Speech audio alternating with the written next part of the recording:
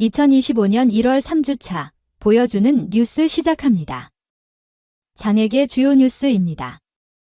1. 2025년 장애인 연금 최대 43만 2,510원.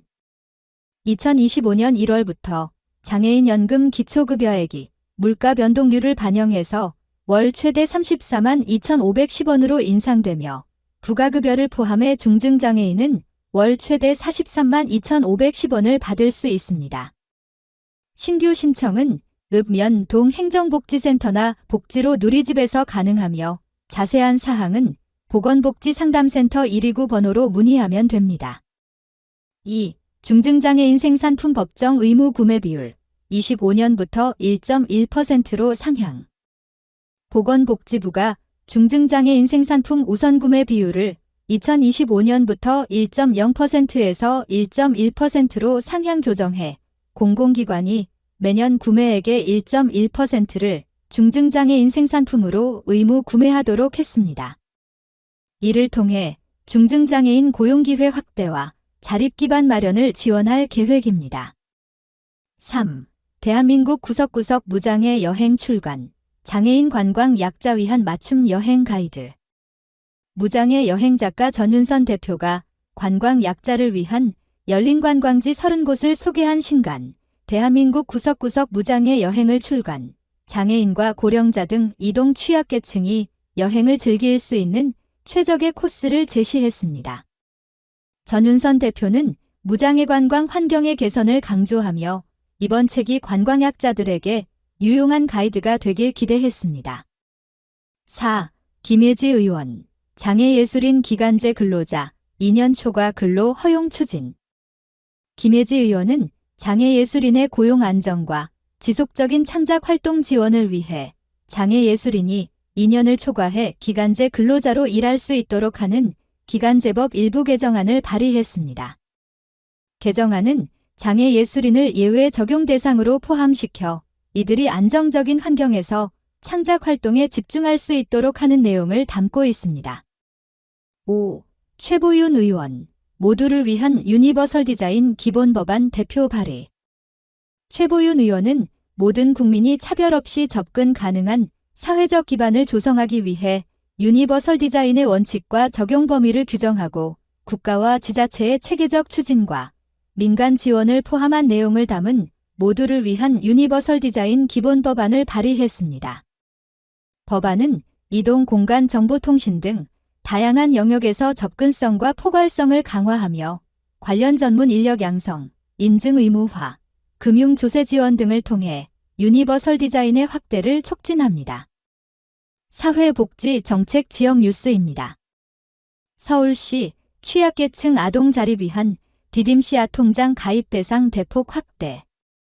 서울특별시가 저소득층 아동이 학자금, 취업, 주거비 마련 등 자립에 필요한 목돈을 마련할 수 있도록 자산 형성을 돕는 디딤씨 통장 가입 대상을 새해부터 대폭 확대한다고 밝혔습니다. 서울시 장애인 맞춤형 기술 도입으로 생활 편의 대폭 개선.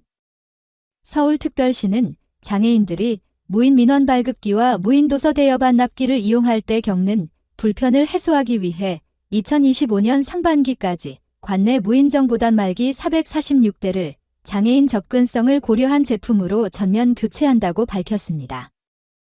서울시 교육청 2025년부터 일반 학교에 상주 간호사 배치, 장애 학생 의료 지원 확대.